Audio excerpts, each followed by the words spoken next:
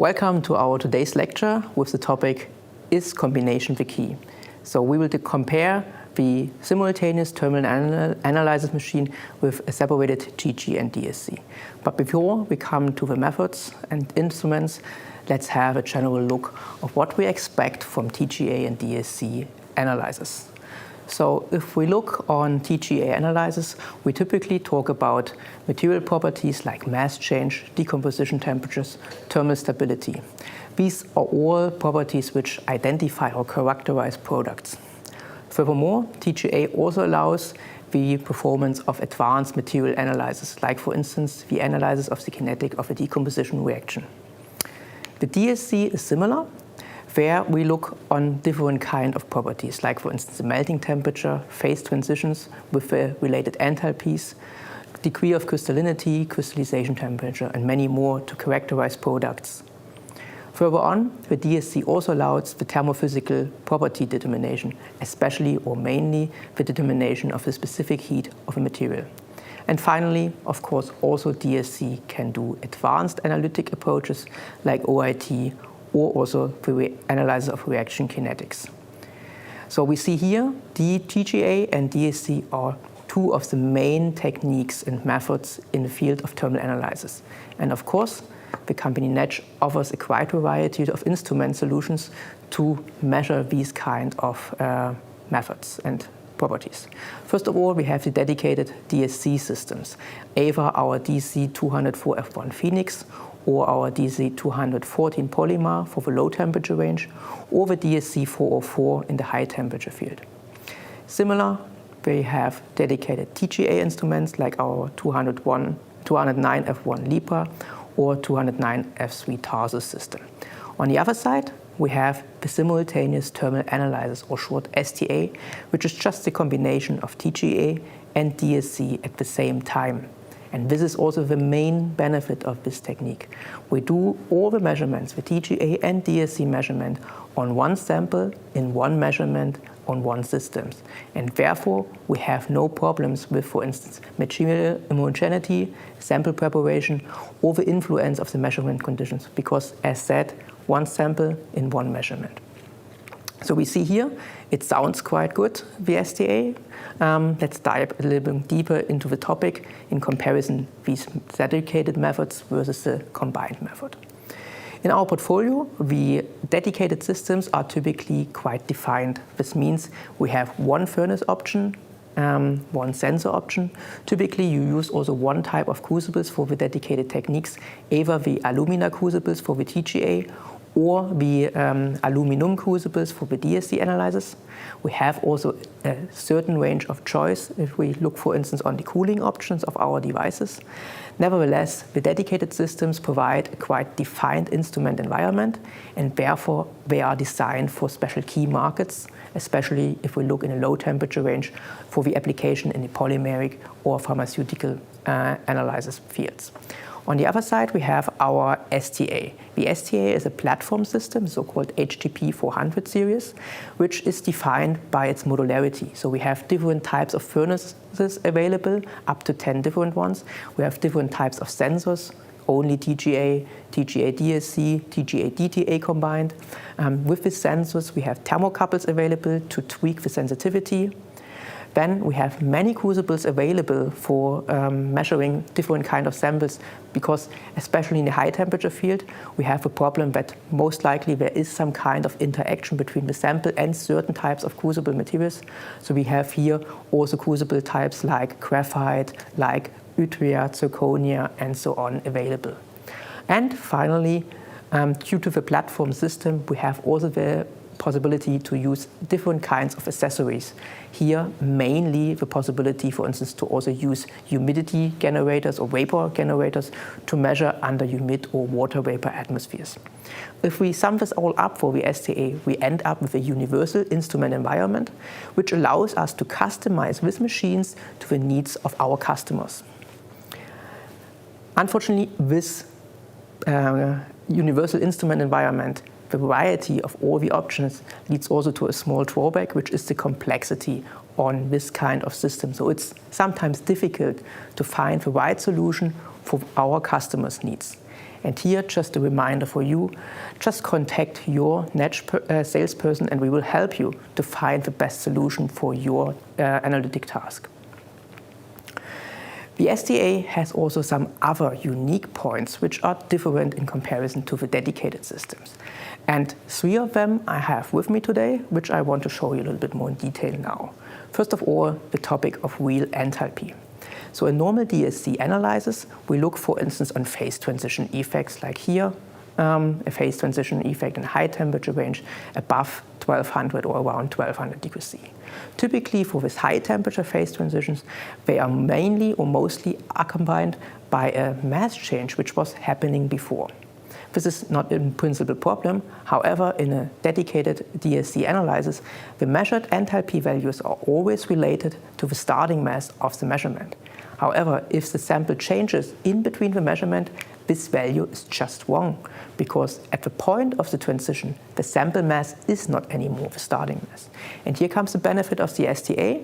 The STA measures the mass simultaneously to the DSC signal and therefore knows at every point of the measurement how is the real mass of the sample and therefore can determine the real enthalpy of the phase transition. The second unique application is the use of the already mentioned accessories. Here I have an example for a humid atmosphere application. So we can use a humidity generator to bring in water into our measurement atmospheres. Here is an example of a polyamide foil sample, and we measured the sample at a constant temperature of 40 degrees C and just changed the water level inside of the gas atmosphere, starting from a relative humidity of 25% up to relative humidity of 75%. And we see in the corresponding TGA signal the absorption of water and therefore the mass increase, which is just related to the different levels of water inside of the atmosphere. So here with this approach you can easily measure the storage behavior of materials, but of course we can also use this humid atmospheres as a reactive medium so that we can, for instance, analyze corrosion reactions. The last unique application for our STAs is just its temperature range. Because we have different types of furnaces available, we can even connect a so-called tungsten furnace with a tungsten heating element and measure up to temperatures of 2400 degrees C with our instrument, which even allows us to analyze the behavior of ceramics or high melting metal alloys within our devices, which is just not possible with small tabletop dedicated DSC system. So if we sum this all up, that seems quite good, that the STA is a good solution. However, this is not a fair comparison up to now. Because if we look on the dedicated systems, they are not designed for high temperature applications. They are not designed for having this accessory part with all the humid atmospheres and something like this. They are designed mainly for the low temperature application, for instance, polymer analysis. So let's have a look in this field, in this low temperature field of polymer and pharmaceutical analysis.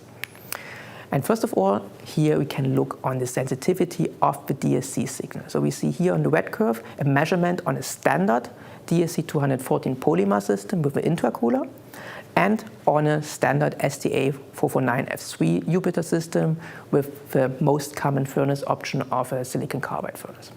First of all, if we compare here the signals, we see most obviously that the small dedicated DSC system gives much more information. The signals are higher, therefore more sensitive, and especially the small weak signals can be easily seen. Unfortunately, on the STA side, they are not so easily seen. So maybe some of you are already experienced user on NETZSCH instruments. You will most likely say, yeah, but you have said something about thermocouples and that the STA can use different type of thermocouples. This is correct. If we compare here the thermocouples of the two machines, we are completely different. A dedicated DSC, like our polymer, typically uses a type E thermocouple. This is really characterized by its high sensitivity. The used type S thermocouple on the STA is unfortunately just a standard thermocouple, which is not so sensitive, but can be used in a large range. The STA can also be equipped with a type E thermocouple, and then we would more or less end up by the sensitivity of the DSC analyzer we see here on top. However, these thermocouples have one major drawback, and this is that they can't be used in a high or large temperature range. More precisely, such a type E thermocouple can only be used up to 700 degrees C under inert conditions and only up to 500 under oxidizing conditions. This means if we want to do a combined DSC TGA analysis, this is just not enough, because a TGA analysis of a polymer, for instance, typically includes a heating up to 850 degrees C under inert conditions, and then a switch to oxidizing conditions and going further up to roughly 1000 degrees C. This would not be possible with a type E thermocouple inside of the STA, and therefore we compared here the more common approach of a type S thermocouple to have really this combined TGA+DSC approach on the STA. The second point we have to look on the STA is the starting effect. So maybe for the people which are not so common with our instruments, the small DSC instrument just around this size, and the furnace inside is just this size. And on the STA instrument, the furnace has roughly the size of this range. So this means the furnace is much, much larger in comparison to the small dedicated system. The result is that this large furnace is more difficult to control for defined heating, for starting heating, for changing the heating rates, for instance. And therefore, we see this starting effect in a DSC signal. On next slide, you see a little bit more precisely what this means. We have here on the bottom part the heating rate curves. And if we start a measurement from a STA from room temperature, roughly 30 degrees C, you have a certain range in which the heating rate must be stabilized. And due to the furnace size, this can take a certain range or time to stabilize, here shown for a relatively high reading rate with 20 Kelvin per minute. Nevertheless, this means we have an overlapping starting effect in the first 100 degrees C in the measurement. And if you're looking in this range for certain thermal effects, you will most likely have problems to evaluate them. Okay, again, maybe some of you are already experienced with our machines, and we will say, yeah, but your STA has different furnace options. And one of these furnace options is a coolable furnace, in this case, the steel furnace. The steel furnace has a range of minus 150 degrees C up to 1000 degrees C. So it seems to be the perfect solution for our combined TGA+DSC approach. In the low temperature range, we can measure the phase transitions of polymer in the sub-ambient range, and we can do the standard TGA analysis up to 1000 degrees C. This is correct. However, there is one remark which I want to give to this furnace. We have here a protective tube made out of steel, which is coated with an inert coating, so it will withstand also reactive atmospheres like the oxidizing atmosphere. However, it is not completely comparable to a ceramic protective tube. Nevertheless, let's see what the steel furnace can do.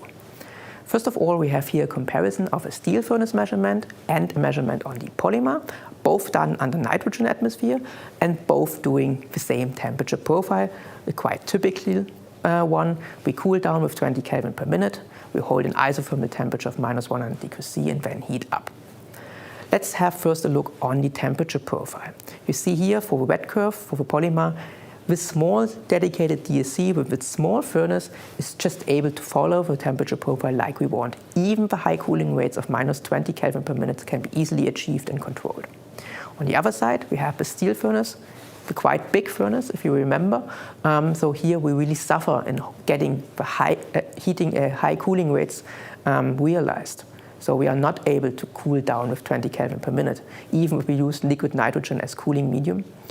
And therefore, we don't achieve the same temperature profile. Nevertheless, you see in the second part, the heating with 10 Kelvin per minute can be achieved with the steel furnace. So here we must just admit that the cooling rates and the cooling times are much longer in comparison to a polymer system, to a small dedicated DSC.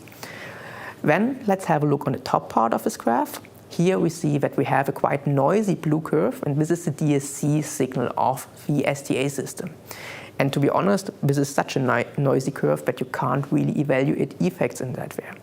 The reason why we have here a noise in our DSC signal is just the construction of the STA. The STA has no contact between the furnace wall, so the heating part or cooling part, and the sensor. Therefore, we need a heat or temperature transmitting medium inside our machine to transfer the heat or the cooling power of the furnace to our sensor and therefore to our sample. In this case, we used nitrogen, our atmosphere, as transfer medium. And unfortunately, nitrogen is not the best medium to transfer heat because of its small heat conductivity value. Therefore, to get better results in the sub-ambient range with an STA system, we must change our atmosphere to helium. With helium, because of the better heat transfer properties of this kind of atmosphere or gas, we see that we can get, of course, a good DSC signal or baseline with an STA system. But you must remind, we need helium. This is not working with nitrogen, and unfortunately helium is roughly above 10 times more expensive than the nitrogen. With that, I'm coming to the end of today's lecture. Let me summarize, please, what I have told you. First of all, we have had a look on the STA, the combined TGA+DSC analysis, in its unique points. First of all, its unique selling applications. So this means we have this real enthalpy, for instance, we have the humidity possibilities with all the accessories over high temperature application, which I showed you. Further on, the STA was characterized by its modularity, by the possibility to exchange different parts, to use, for instance, different kind of furnaces, different sensors, or the accessible accessories. This all gives us the possibility to design an instrument which is more or less customized to the needs for your application. Of course, this was also a complexity part, but be reminded, we will help you if you need help to find the correct instrument for your solution. Nevertheless, we have also seen that the STA is not the only answer, especially in a low temperature range. We suffer at some points. If we look, for instance, with the steel furnace application, that we have less sensitivity if we want to do combined TGA+DSC experiments. We have, of course, the starting effects due to the larger furnaces. We require liquid nitrogen and helium to get good results in the sub-ambient range. We have only the coated, inert coated protective tube, so it is stable, but the lifetime is not comparable to a ceramic protective tube, and something that I not mentioned up to now, but the steel furnace is also not the best solution for doing evolved gas analysis if you are interested in this. So if we sum this up, the performance of an STA is just limited in the lower temperature range, so for the typical polymer and pharmaceutical sector, and therefore, just my last remark for this lecture, based on our experience in our application lab, we would always advise that if you want to go in a low temperature range or work in a low temperature, please go for the 2 dedicated devices instead of just the STA, because here it's just a compromise. Nevertheless, if you have only the option for one instrument, the STA can still give you good results and help you to solve your problems. Thank you for your attention.